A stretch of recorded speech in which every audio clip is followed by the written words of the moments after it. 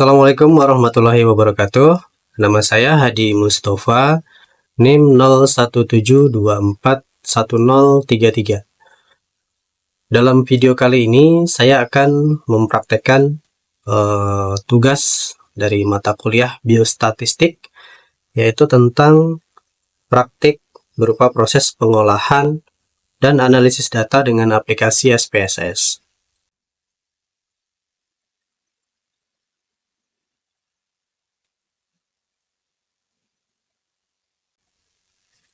Oke, jadi kita akan mempraktekkan olah data SPSS. Yang pertama, ini kita lihat datanya. Datanya masih dalam bentuk Word ya.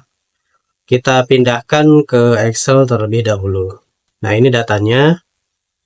Ada jenis kelamin, tekanan darah sistolik, IMT, dan status gizi. Untuk jenis kelamin, kita lihat jumlah datanya ada 50 baris data.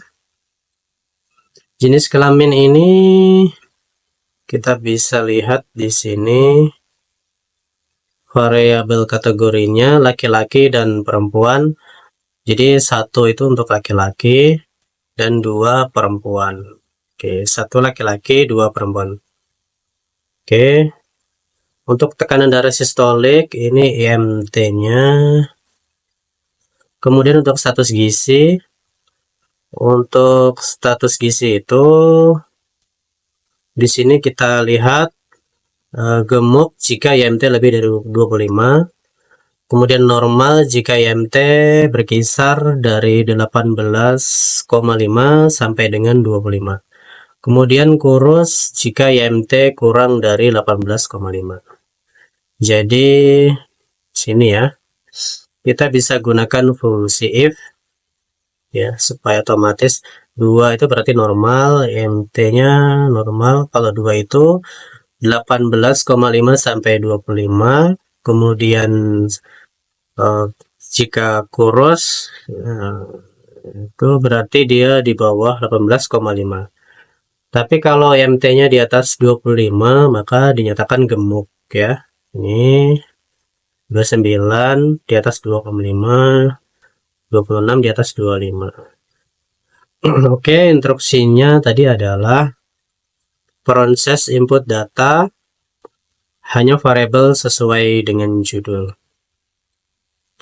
Oke, kita input datanya dulu dalam SPSS. Datanya kita blok. Oke, angkanya aja ya, judulnya nggak usah di copy.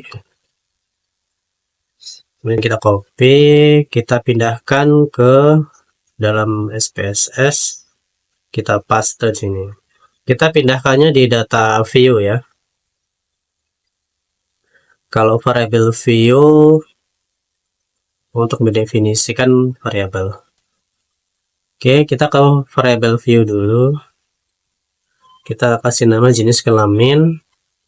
Jangan menggunakan spasi. Kemudian tekanan darah sistolik. Kemudian ada IMT, status gizi. Kemudian di save.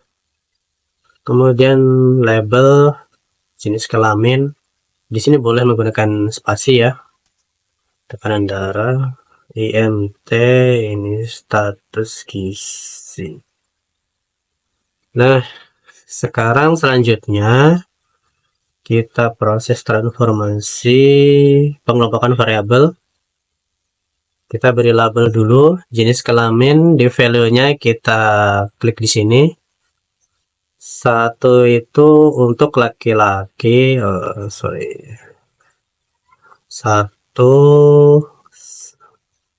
satu laki-laki, add. Kemudian dua adalah perempuan, add. Oke, di data view sudah berubah ya. Nah, di sini klik berubah ya. Nama tombolnya adalah value labels. Sekarang selanjutnya status gizi. Status gizi 1 kurus. Oke, kita pilih di sini. 1 kurus, add 2 normal, add 3 gemuk, add ya. Oke, kita lihat data view-nya. Nah, di sini. Oke, jangan lupa di save. Nanti kita bisa buka datanya di file open. Instruksinya selanjutnya analisis, proses analisis bivariat. Oke, sebelum ke bivariat kita ke univariat dulu ya. Kita bahas sekalian. Kita lihat, kita bisa lihat berapa laki-lakinya, bisa kita lihat status gizinya. Analyze descriptive statistik frekuensi. Untuk variabel kategori ya, jenis kelamin sama status gizi. Oke. Nah, di sini muncul outputnya. Oh, sorry. Nah, ini kita blok dulu, kita hapus dulu ya. Oke, supaya tidak missing, kita hapus. Nah, oke, sampai 20 kita save. Kita ulangi ya. Analyze deskripsi statistik frekuensi, masukkan jenis kelamin dan status gizi. Oke, muncul data status gizi dan jenis kelamin. Outputnya kita copy, kita pindahkan ke data tadi ya. Nah, kita pastekan di sini, kita peroleh outputnya. Di sini bisa kita lihat, diketahui jumlah responden laki-laki sebanyak 17 atau 34%. Kemudian sementara perempuan sebanyak 33 atau 66%. Kemudian untuk status gizinya diketahui jumlah responden dengan status gizi kurus sebanyak 15 atau 30%, kemudian status gizi normal sebanyak 24 atau 48%, dan gemuk sebanyak 11 atau 22. Itu ya interpretasinya. Kemudian untuk univariat yang lain dianalyze deskriptif. Ini variabel angka, jadi tekanan darah sistolik dan IMT. Oke. Nah, kita dapat outputnya, kita copy, kita pindahkan di sini. Nah, muncul sudah hasilnya. Diketahui nilai minimum dari tekanan darah sistolik yaitu atau adalah 90, sementara nilai maksimum adalah 150. Jadi TDS paling tinggi 150. Rata-rata tekanan darah sistolik adalah 121,44 di kolom min ya, dengan standar deviasi 11,9149. Kemudian begitu juga di MT, yang terendah adalah 17, IMT paling tinggi 29. Di copy paste aja. Nilai minimum dari IMT yang paling rendah adalah 17, sementara nilai IMT yang paling tinggi adalah 29. Rata-rata IMT ya 21,62 dengan standar deviasi 3,21294. Selanjutnya setelah itu kita masuk ke bivariat. Kita lihat instruksinya. Oke, kita jawab yang A. kita copy di variat yang A, perbedaan tekanan darah sistolik antara laki-laki dan perempuan. Ini kita bisa gunakan analyze confirming independent sample t-test. Tadi perbedaan tekanan darah sistolik, kita masukkan TDS, kemudian masukkan jenis kelamin di sini. Define group, laki-laki itu 1, perempuan adalah 2. Continue, oke. Ini muncul hasilnya ya, kita copy ya. Kita pindahkan ke sini. Nah, jadi kita bisa lihat ya, rata-rata TDS pada laki-laki adalah 123,1176, sementara rata-rata TDS pada perempuan adalah 120,5758. Dari sini terlihat rata-rata TDS antara laki-laki dan perempuan berbeda ya. Dalam hal ini rata-rata TDS pada laki-laki lebih tinggi ya, karena nilainya 123 lebih tinggi dibandingkan pada perempuan yang 120. Oke, selanjutnya kita lihat. Nah, ini kan berbeda ya. Nah, apakah secara statistik perbedaannya signifikan? Nah, untuk itu kita menggunakan uji T2 sampel independen.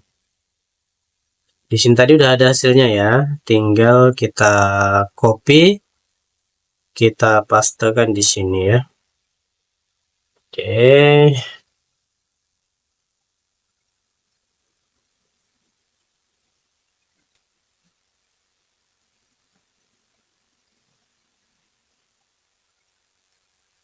Nah, kita lihat di lessing detailnya.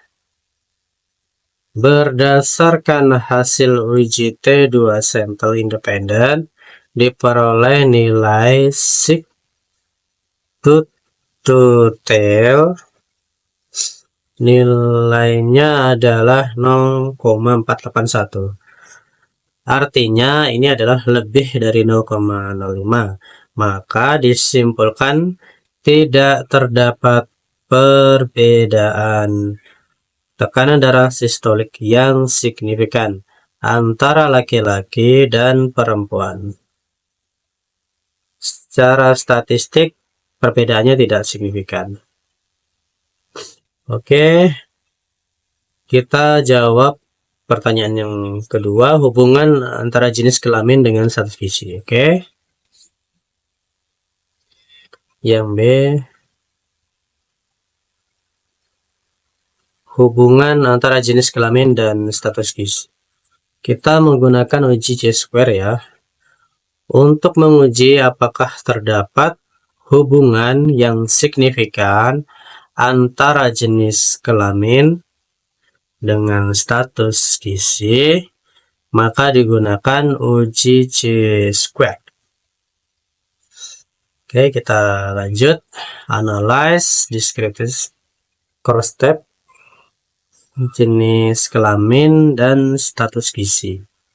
Kita pilih statistik J-square, kemudian korelasi. Oke, di selnya kita pilih row, continue, oke. Nah, muncul hasilnya. Ini hasilnya, kita copy. Kita copy 2 tabel ya. Oke, kita kecilin dulu.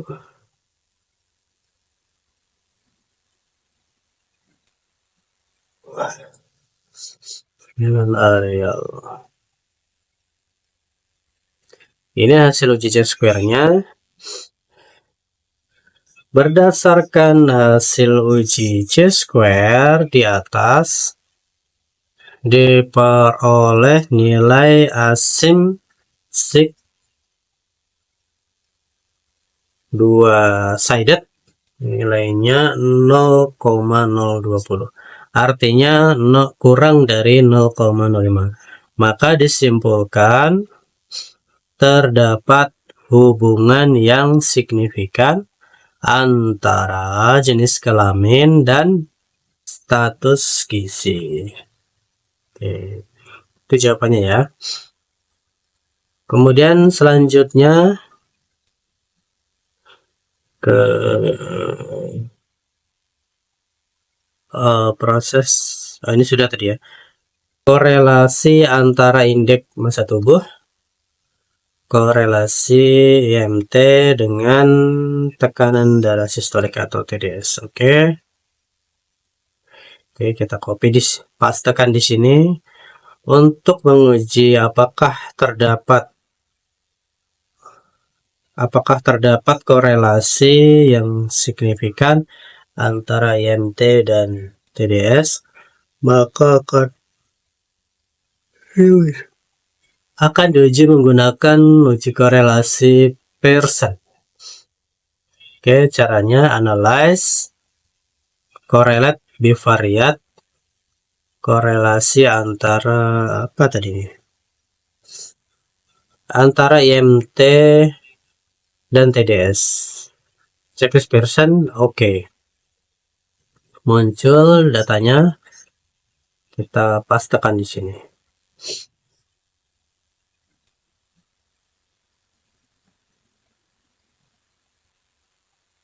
Kita lihat datanya di sini. Diketahui nilai korelasi Pearson adalah 0.418, yakni bernilai positif ya. Artinya jika IMT semakin tinggi, TDS juga semakin tinggi. Nah, itu yang dimaksud dengan positif. Diketahui nilai sig to tail sama dengan 0,003, artinya lebih kecil dari 0,05, maka disimpulkan terdapat hubungan yang signifikan. Terdapat korelasi yang signifikan antara IMT dan TDS. Oke, berikut video ya, praktek SPSS-nya. Semoga bermanfaat. Demikian video yang bisa saya praktekkan. Semoga dapat bermanfaat bagi saya sendiri dan teman-teman mahasiswa lain, serta dapat memenuhi tugas dari mata kuliah biostatistik. Atas segala kekurangan saya mohon maaf. Assalamualaikum warahmatullahi wabarakatuh.